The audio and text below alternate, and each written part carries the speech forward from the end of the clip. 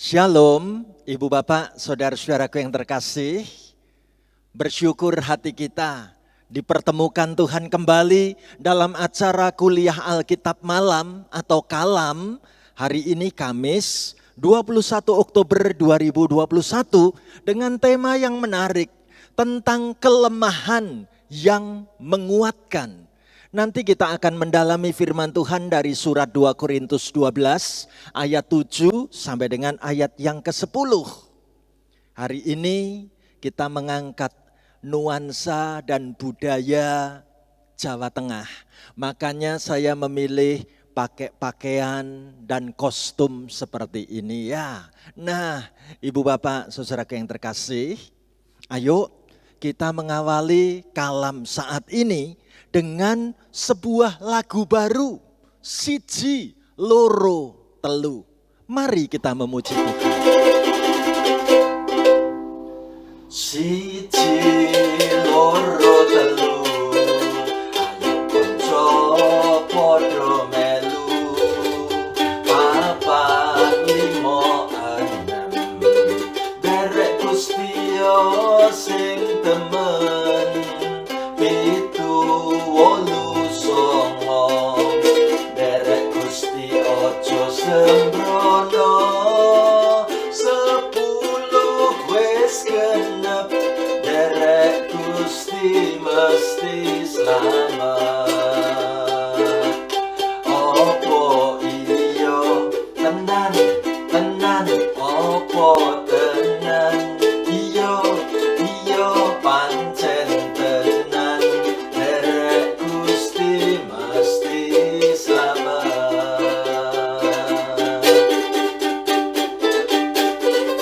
Siji loro telu, ayo kanca pada melu, papat lima enem, melu Gusti sing temen, pitu wolu sangang, melu Gusti aja sembrana, 10 wis genep, melu Gusti pasti slamet. Apa iya tenan, tenan, apa tenan, iya pancen tenan, melu Gusti pasti slamet.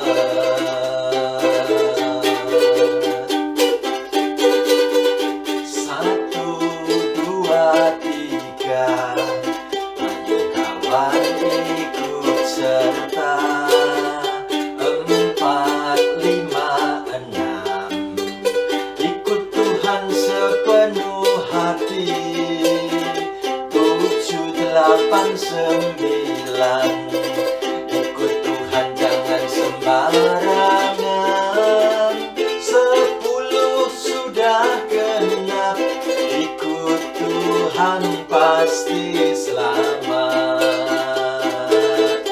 Apa iya benar, benar, apa benar, iya memang benar, ikut Tuhan pasti selamat. Memang benar, ikut Tuhan pasti selamat.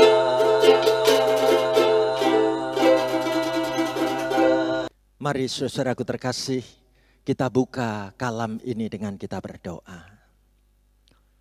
Kami bersyukur Tuhan, karena kami punya kesempatan dipertemukan dan dipersekutukan di dalam acara kuliah Alkitab malam saat ini. Tuhan, kami rindu untuk belajar tentang firman-Mu. Biarlah firman-Mu memberikan kekuatan dikala hidup kami merasa lemah. Firman-Mu menjadi penyemangat hidup kami. Firman-Mu menuntun pengharapan iman kami. Hamba-Mu siap sedia dipakai Tuhan untuk memberitakan firman-Mu.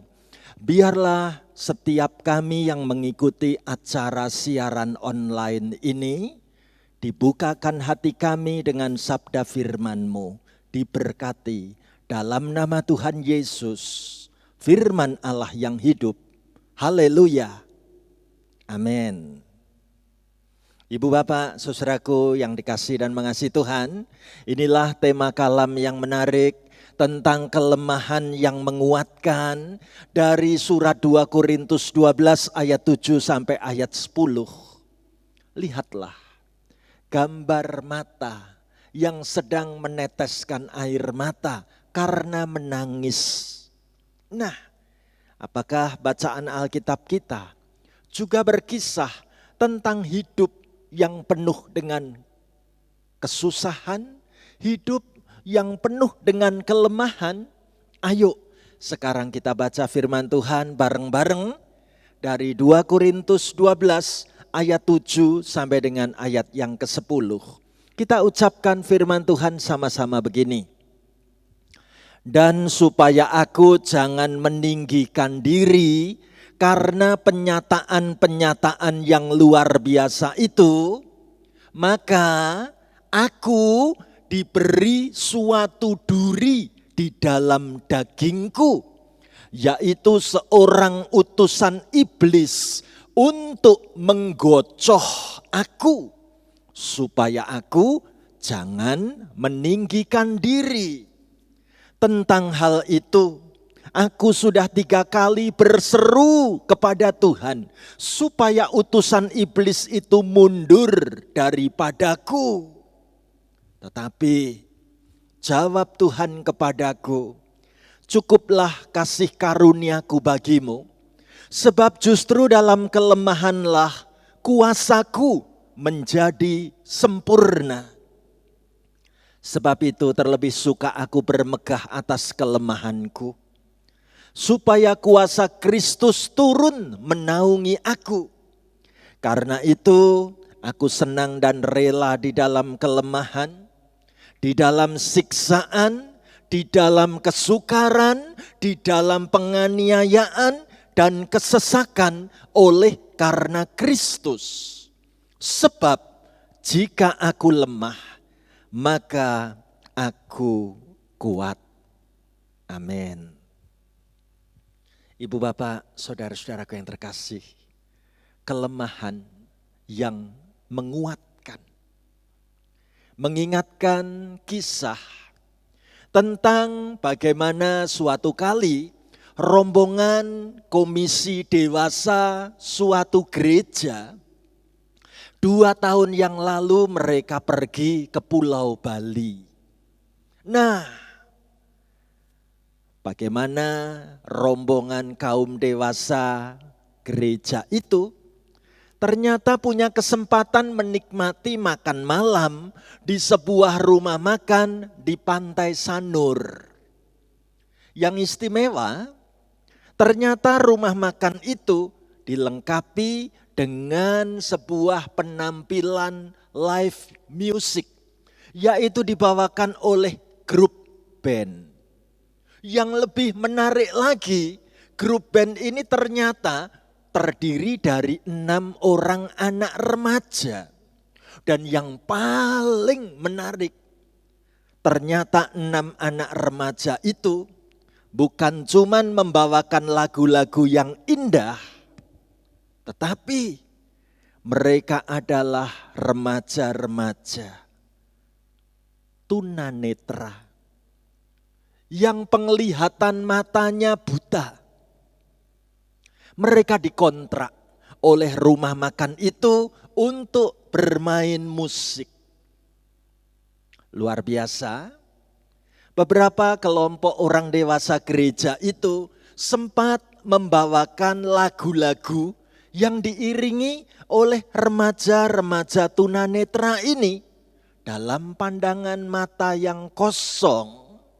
Tapi teman-teman dari gereja ini mengatakan, kami bisa merasakan kebahagiaan dan kegembiraan 6 orang remaja tunanetra ini karena mereka bisa ikut menyanyi bersama-sama dengan kami. Ibu bapak, saudaraku, lalu mereka menulis, kasih Tuhan itu memang tidak ada bandingnya. Semua ciptaan Tuhan itu indah. Kita lebih sering melihat cacat fisik atau penampilan yang tidak sempurna hanya dari sudut pandang yang negatif saja, seolah-olah diberi cap itu hukuman Tuhan. Mereka buta, mereka tidak pernah melihat keindahan alam tempat mereka dilahirkan, namun Tuhan memberi mereka talenta yang membuat orang lain terhibur, bahkan mereka dikagumi dan disukai orang banyak. Apa yang ditulis oleh teman-teman dari Komisi Dewasa Gereja ini? Mereka kemudian menulis begini, marilah kita melihat ketidaksempurnaan sesuatu atau ketidaksempurnaan seseorang bukan sebagai kutukan atau hukuman Tuhan.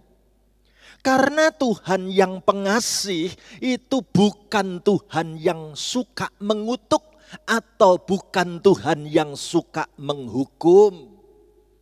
Tuhan membuat segalanya indah. Tuhan tidak mengubah ketidaksempurnaan kita, tetapi Ia membuat sempurna dan indah dari ketidaksempurnaan itu. Ibu bapak, saudara-saudaraku yang dikasihi dan mengasihi Tuhan. Bicara tentang kekuatan di tengah-tengah kelemahan hidup ini, mengingatkan saya ketika kami sekeluarga tahun 2009 sempat memiliki masa cuti untuk kami berkunjung ke kota Salatiga. Apa yang menarik?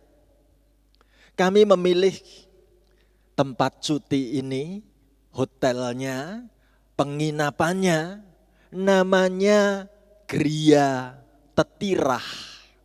Kalau diterjemahkan artinya rumah untuk istirahat. Dan menarik, begitu masuk ke Gria Tetirah ini, maka di dalam ruangan tempat Gria Tetirah ini ada dipasang gambar wajah 3 bapak yang sedang tertawa lebar. Ya. Itu saat tahun 2009. Saya meminta supaya saya difoto oleh istri saya. Ya. Keren. Pemandangannya yang keren, ya. Menarik, gambar di ruangan itu sangat bagus. Tapi biar semakin menarik, saya mengubah posisi waktu di foto, bagaimana melihat mulut yang sedang tertawa lebar ini, andai kata 2 tangan saya kayak mau digigit. Wah, saya taruh tangan kanan dan tangan kiri saya dekat di area mulut yang tertawa itu. Nah, kemudian saya minta, ayo gantian. Istri yang foto, saya yang akan mengambil gambarnya. Ternyata istri saya juga tertarik untuk menaruh tangan itu dekat dengan mulut yang tertawa lebar. Ya. Tahun 2009, anak kami Gloria masih kecil mungil. Ternyata Gloria juga kepingin foto. Dan waktu dia difoto, dia katakan, "Papa, aku belum nyampe nih tangannya ya. Kepingin kayak papa dan kayak mamah tadi." Oke, kalau gitu kamu digendong mamah ya. Yuk, fotonya sambil digendong mamah. Puji Tuhan, maka kami sekeluarga berhasil memotret, mengambil gambar foto dengan latar belakang bapak-bapak yang tertawa gembira. Ibu bapak saudaraku, hidup ternyata tidak selalu bisa tertawa gembira. Rasul Paulus malah mengatakan dengan sangat jujur tentang bagaimana sekian lama dia melayani Tuhan. Betapa Tuhan beri talenta-talenta yang hebat. Namun Rasul Paulus pun menuliskan, tahukah bahwa aku pun memiliki kelemahan. Aku menyebut itu duri dalam daging. Mana buktinya? Ayo kita baca bareng-bareng 2 Korintus 12 ayat 7 dan ayat 8. Ya, kita ucapkan sama-sama begini. Dan supaya aku jangan meninggikan diri karena penyataan-penyataan yang luar biasa itu, maka aku diberi suatu duri di dalam dagingku, yaitu seorang utusan iblis untuk menggocoh aku, supaya aku jangan meninggikan diri. Tentang hal itu aku sudah 3 kali berseru kepada Tuhan, supaya utusan iblis itu mundur daripadaku. Ibu bapak, saudaraku, pasti kita bertanya-tanya, Pak Stefanus, kalau Rasul Paulus mengatakan ada duri dalam daging. Rasul Paulus bersaksi tentang kelemahan tubuhnya. Kita pasti bertanya-tanya, kelemahan tubuh Rasul Paulus itu apa, Pak Pendeta? Menarik. Beberapa ahli tafsir kitab suci Perjanjian Baru memberikan jawaban-jawaban yang sangat membuat kita tergerak hati untuk mengetahuinya. Seorang ahli tafsir melihat dari Galatia 6 ayat 11. Apakah ini bicara tentang duri dalam dagingnya Rasul Paulus? Apakah ini bicara tentang kelemahan fisiknya Rasul Paulus? Ayo kita baca bareng-bareng firman Tuhan, Galatia 6 ayat 11 ini. Lihatlah bagaimana besarnya huruf-huruf yang kutulis kepadamu dengan tanganku sendiri. Perhatikan. Rasul Paulus katakan, lihatlah besarnya huruf-huruf yang kutulis kepadamu dengan tanganku sendiri. Ada ahli tafsir kitab suci Perjanjian Baru mengatakan, jangan-jangan ayat ini mau bicara tentang duri dalam dagingnya Paulus, yaitu soal penglihatan matanya. Paulus memang saat ia pertama kali bertemu Tuhan Yesus dalam penampakan cahaya yang menyilaukan mata, Alkitab menceritakan Paulus yang waktu itu namanya masih Saulus, tiba-tiba mengalami kebutaan. Apakah Galatia 6 ayat 11 ini mau menceritakan tentang mundurnya kemampuan mata Rasul Paulus untuk membaca ataupun untuk menulis? Sampai-sampai Rasul Paulus dengan jujur berkata, lihatlah bagaimana besarnya huruf-huruf yang kutulis kepadamu dengan tanganku sendiri. Kalau sekarang zamannya gadget modern, kita bisa kalau hurufnya kekecilan tinggal ditarik pakai 2 jari layarnya. Jadi lebih gede, bisa kayak di zoom gitu ya. Tapi waktu itu dengan tidak adanya teknologi yang memungkinkan, Rasul Paulus mengatakan huruf-huruf yang kutulis, surat yang aku kirim kepada gereja Kristen Galatia, ternyata pakai huruf-huruf yang begitu besar. Seorang mengatakan, jangan-jangan ini memang terkait dengan kondisi penglihatan mata Rasul Paulus yang makin mundur. Pasti kalau memang arahnya itu kemunduran untuk kemampuan mata membaca atau melihat, sungguh itu adalah duri dalam daging. Bukankah kita tahu Rasul Paulus itu terus menggembalakan gereja-gereja Tuhan hasil pekabaran Injilnya dengan mengirim surat, dengan menulis surat. Lah kalau penglihatan matanya sudah merosot, betapa itu menjadi duri dalam daging, bukan? Menarik lagi, ketika ahli tafsir yang lain membaca 2 Korintus 10 ayat 1 dan ayat 10. Yuk kita baca lebih dahulu ya, firman Tuhan berkata apa? Aku, Paulus, seorang yang tidak berani bila berhadapan muka dengan kamu, tetapi berani terhadap kamu bila berjauhan. Aku memperingatkan kamu demi Kristus yang lemah lembut dan ramah. Ayat 10. Sebab kata orang, surat-suratnya memang tegas dan keras. Tetapi bila berhadapan muka, sikapnya lemah dan perkataan-perkataannya tidak berarti. Ibu bapak, saudaraku, seorang penafsir Alkitab begitu membaca ayat ini, langsung mengkaitkan jangan-jangan ini duri dalam dagingnya Rasul Paulus, yaitu bicara tentang kelemahan berkata-kata.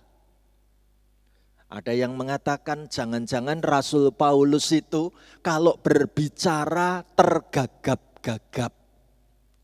Kalau bicara itu terpatah-patah. Lalu orang mengkaitkan dengan pengalaman Rasul Paulus yang pernah mengalami peristiwa terangkat ke sorga. Peristiwa itu membuat Rasul Paulus terkaget-kaget. Sehingga seorang penafsir katakan, kelemahan Rasul Paulus adalah ketidakmampuan berbicara dengan lancar. Bayangkan, bagi seorang hamba Tuhan seperti Rasul Paulus, kalau mesti berkhotbah, namun bicaranya gagap, cara ngomongnya terputus-putus dan terpatah-patah. Betapa ini jadi ganjalan, jadi kelemahan, duri dalam daging. Itu pendapat yang kedua.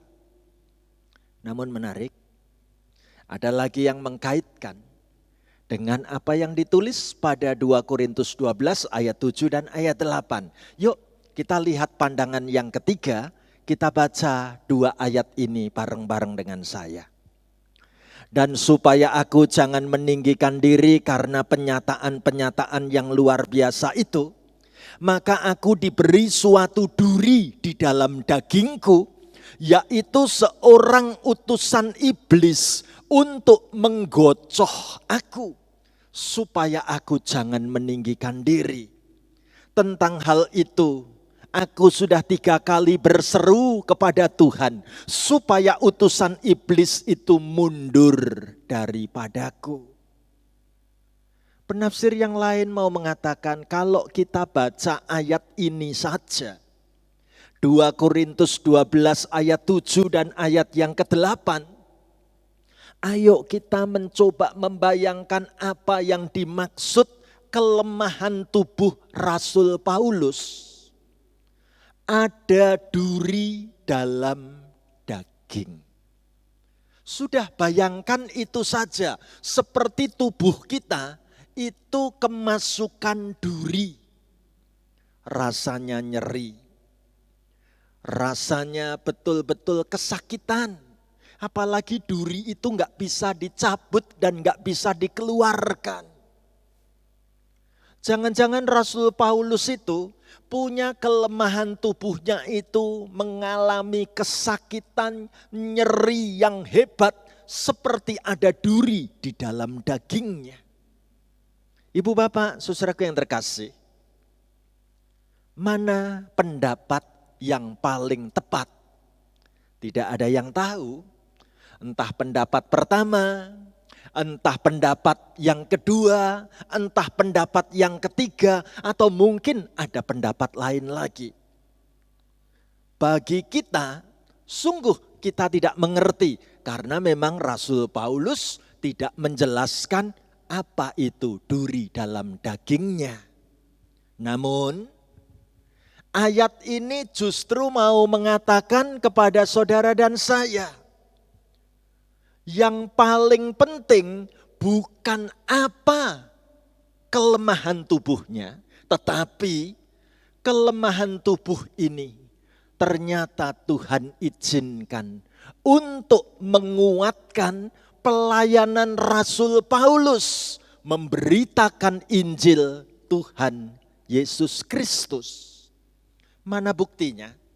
Kita temukan jawabnya pada ayat 9 dan ayat yang ke-10. Yuk kita baca sama-sama begini. Tetapi jawab Tuhan kepadaku, cukuplah kasih karuniaku bagimu, sebab justru dalam kelemahanlah kuasaku menjadi sempurna. Sebab itu terlebih suka aku bermegah atas kelemahanku, supaya kuasa Kristus turun menaungi aku.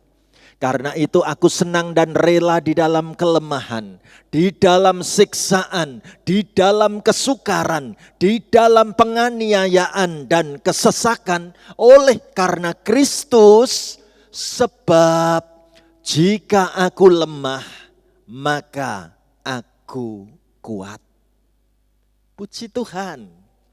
Rasul Paulus bersaksi, justru dalam kelemahan tubuhku, aku merasakan Kristus itu sumber kekuatan hidupku. Ibu bapak, saudaraku yang terkasih, saya jadi teringat dengan peristiwa yang tidak terlupakan dalam pengalaman hidup saya. Ibu bapak, saudaraku, seumur-umur saya itu belum pernah diopnam, dirawat inap di rumah sakit. Sungguh belum pernah satu kali pun. Tetapi yang terjadi pada tanggal 12 April 2011, sudah 10 tahun yang lalu, saya harus dilarikan ke unit gawat darurat Rumah Sakit Panti Rapih Jogja. Pada saat saya bersama dengan keluarga, ditemani dengan 2 keluarga penatua, kami bermaksud mau pergi ke kota Klaten. Tapi kami memilih untuk menginap dulu di kota Jogja. Siapa menyangka tanggal 12 April 2011, saat saya bangun tidur ketika kami menginap di sebuah hotel yang masih baru, saya masuk ke dalam kamar mandi hotel dan saya terpelanting jatuh dari batap kamar mandi hotel, jatuh di lantai kamar mandi. Suaranya cukup keras, sampai-sampai istri saya terbangun. Dan apa yang terjadi? Ketika istri saya mencoba mengangkat saya, tangan istri saya itu memegang bagian lengan kiri. Kok beda dengan lengan kanan? Kayak kosong lengan kirinya. Cepat-cepat saya segera berpakaian. Cepat-cepat segera saya dilarikan ke rumah sakit Panti Rapih. Apa yang terjadi? Jarak dari hotel ke rumah sakit Panti Rapih tidak terlalu jauh. Saya dibawa naik ke mobil menuju ke rumah sakit Panti Rapih. Langsung di ronsen. Ini hasil ronsennya. Ini adalah foto tangan kiri saya. Tepatnya bagian tulang lengan kiri. Ternyata tulang lengan kiri saya sudah patah. Ibu bapak, dokter memberitahu bahwa ini harus dioperasi. Maka dokter pun mencoba untuk mencari tahu lebih jauh. Apakah yang patah hanya bagian lengan atau sampai ke pundak? Ternyata dijumpai untuk dioperasi. Ini luka bekas jahitan operasi. Ada 2 bagian yang patah. Bukan cuman bagian lengan, tapi juga bagian pundak. Ibu bapak, saudaraku, maka bagian pundak dan lengan saya dipasang pen, pelat. Ada 32 skrup untuk dipasang di situ. Ini hasil ronsen yang lebih jelas. Bapak Ibu, saudaraku yang terkasih, sampai hari ini pelat dan pen ini masih ada di lengan kiri saya. Sampai hari ini pelat dan pen ini tidak dilepas. Puji Tuhan, memang tidak terasa mengganggu. Tapi saya mesti cerita kepada ibu bapak, saudara-saudari sekalian. Buat saya pengalaman di opnam di rumah sakit itu membuat saya sedih. Karena seumur-umur saya belum pernah dirawat inap di rumah sakit. Baru saat itu saya harus menjalani operasi supaya tulangnya disambung lagi. Apa yang saya khawatirkan pada saat saya di opnam, apa yang saya sedihkan ketika operasi baru akan dimulai. Yang saya takutkan cuma satu. Tuhan, Engkau tahu tugasku sebagai seorang hamba-Mu Tuhan. Sebagai seorang pendeta, itu membutuhkan 2 tangan kalau akan memberkati. Bagaimana kalau tanganku putus dan aku tidak bisa mengangkat 2 tanganku? Itu kesedihan hati saya. Saya mencoba membayangkan gerakan tangan seperti ini.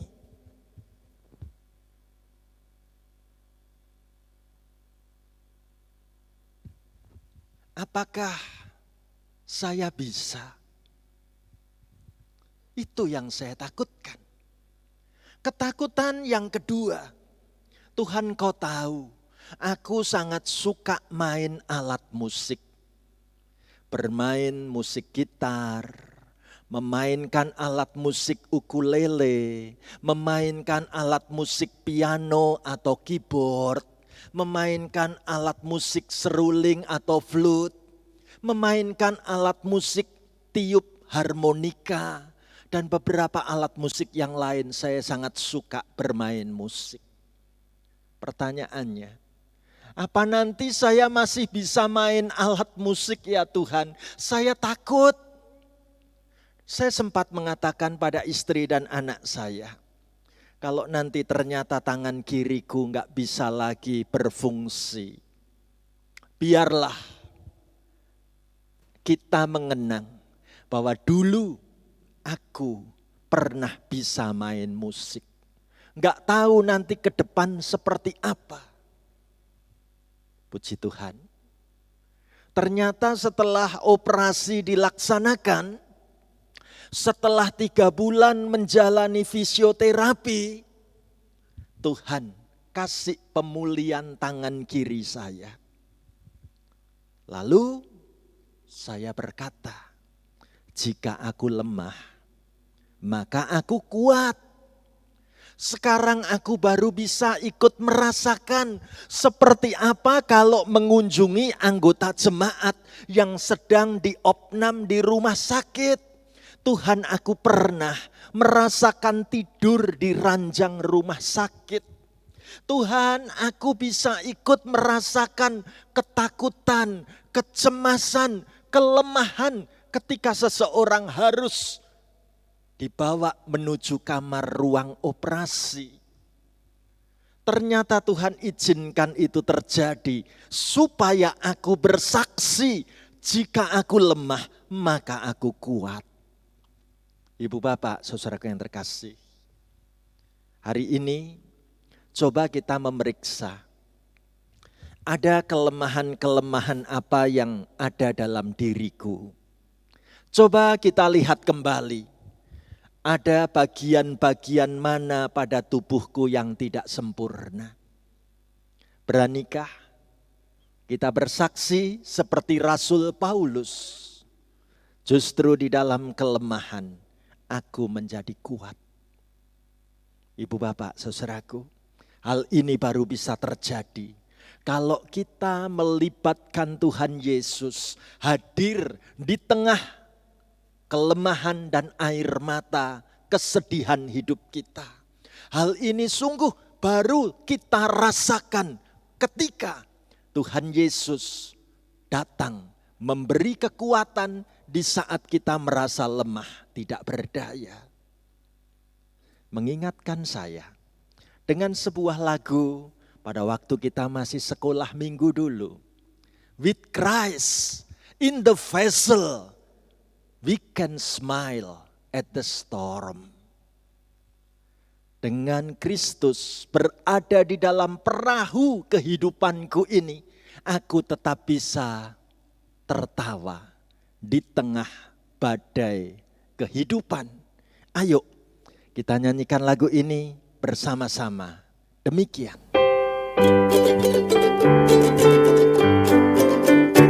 With Christ in the vessel we can smile at the storm, smile at the storm, smile at the storm. With Christ in the vessel we can smile at the storm as we go sailing home, sailing, sailing home, sailing, sailing home.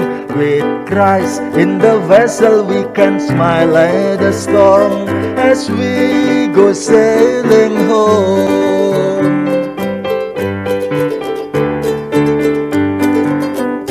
Dengan Yesus di dalam perahu aku tenang, aku tenang, aku tenang. Dengan Yesus di dalam perahu aku tenang. Di badai yang seram, pulang berlabuh, pulang berlabuh. Dengan Yesus di dalam perahu aku tenang, berlabuh dan menang. Amin. Mari saudaraku, kita bawa di dalam doa berkat. Terima kasih Tuhan Yesus, kami boleh mendapat kekuatan sekalipun kami memiliki kelemahan-kelemahan. Hanya karena Kristus kami dikuatkan.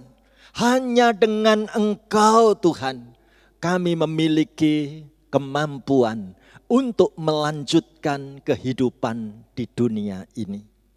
Tuhan, hamba-Mu yang penuh dengan kelemahan ingin berdoa bagi semua anak-Mu yang mengikuti acara siaran online ini. Tuhan, jamahlah kelemahan tubuh kami satu persatu. Sentuhlah kelemahan-kelemahan kami dengan tangan-Mu yang berlubang paku. Sekalipun kami punya duri dalam daging, tetapi Tuhan sumber kuat hidup kami. Hamba doakan semua peserta kalam saat ini, kami yang sedang mengalami kesakitan, kami yang memiliki keadaan kondisi kelemahan tubuh, biarlah Tuhan kuatkan dengan sabda firman-Mu. Berkati anak-anak-Mu dimanapun kami berada. Bersyukur kami untuk sabda firman-Mu hari ini. Kami siap melanjutkan hidup bersama dengan Engkau Tuhan yang memberi kekuatan. Ajar kami selalu melihat bahwa waktu Tuhan adalah waktu yang terbaik bagi kami. Biarlah kami boleh mengimani sekalipun hidup ini penuh dengan kesulitan, melewati cobaan, kami tetap berkata, waktu Tuhan pasti yang terbaik. Dalam nama Tuhan Yesus, kami berdoa bersama dan kami rindu menyanyikan lagu waktu Tuhan pasti yang terbaik. Amin.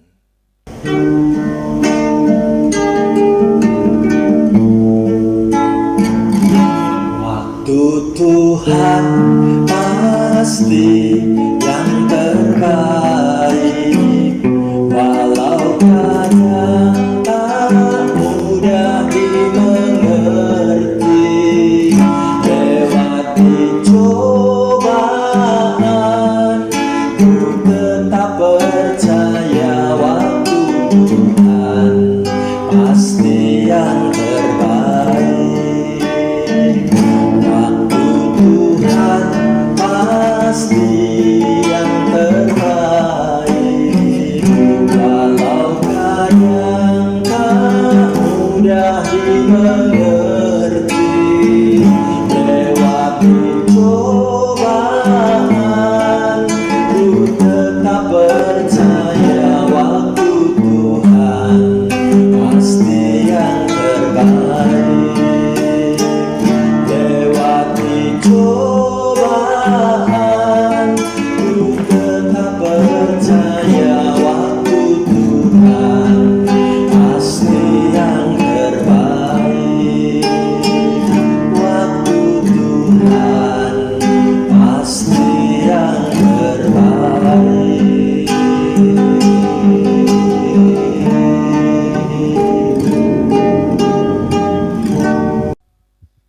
Puji Tuhan, kita telah selesai mengikuti acara kalam. Salam sehat ya Ibu Bapak, saudaraku. Tetap kuat di dalam kasih cinta Tuhan. Tuhan beserta kita dan Tuhan memberkati kita semua. Amin.